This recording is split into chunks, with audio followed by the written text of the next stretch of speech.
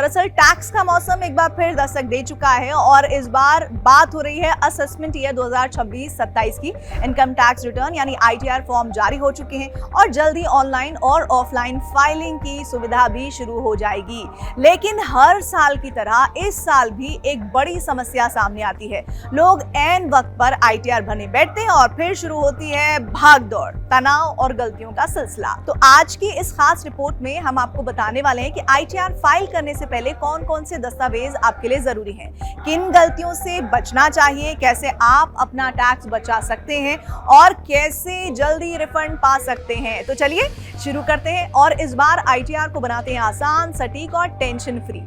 सबसे पहले समझते हैं आईटीआर फाइल करना इतना जरूरी क्यों है। दरअसल आईटीआर यानी इनकम टैक्स रिटर्न सिर्फ एक फॉर्म नहीं है, बल्कि ये आपकी पूरी साल भर की कमाई का ब्यौरा है, रिकॉर्ड है।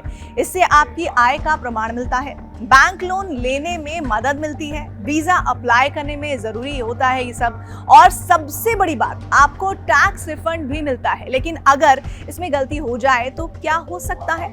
टैक्स नोटिस, पेनल्टी, रिफंड में देरी। इसीलिए तैयारी पहले, फाइलिंग बाद में। अब बात करते हैं उन दस्तावेजों की जिनके बिना आईटीआर फाइलिंग अधूरी है। सबसे पहला पैन कार्ड। ये आपका टैक्स आईडी है, इसके बिना आईटीआर की कल्पना भी नहीं की जा सकती है।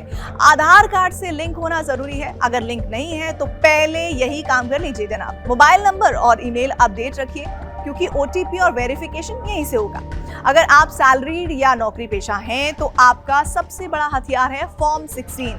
ये आपको आपके एम्प्लॉयर से मिलता है और इसमें होता है आपकी सैलरी यानी पूरी सैलरी, टीडीएस यानी कटा हुआ टैक्स, अलाउंसेस की डिटेल। इंपॉर्टेंट पॉइंट्स हैं, अगर आपने साल के बीच में नौकरी बदली है तो हर कंपनी से फॉर्म 16 लेना जरूरी है। और अब आते हैं सबसे महत्वपूर्ण लेकिन अक्सर नजरअंदाज किए जाने वाले डॉक्यूमेंट पर, form 26AS annual information statement यानी AIS।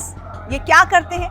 ये आपके पूरे साल के फाइनेंशियल ट्रांजैक्शन का आईना होते हैं। इनमें दिखता है बैंक ब्याज, टीडीएस, शेयर और म्यूचुअल फंड ट्रांजैक्शन।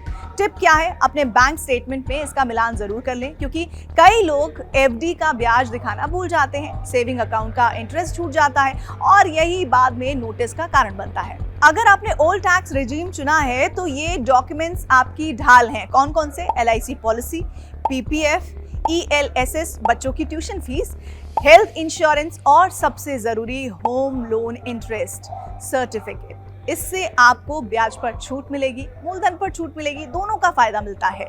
अगर आप किराए के घर में रहते हैं तो HRA क्लेम करने के लिए जरूरी है रेंट अग्रीमेंट और रेंट रिसिप्ट।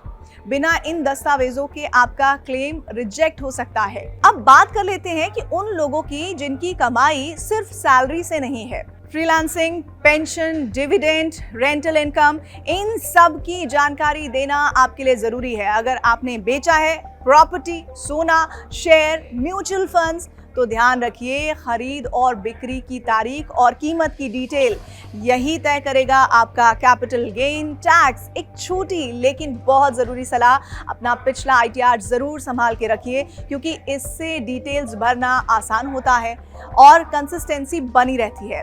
अब बात उन गलतियों की जो आपको महंगी पड़ सकती हैं। वो कौन कौन सी है? गलत बैंक डिटेल, इनकम छुपाना, डिडक्शन भूल जाना, गलत आईटीआर फॉर्म चुनना।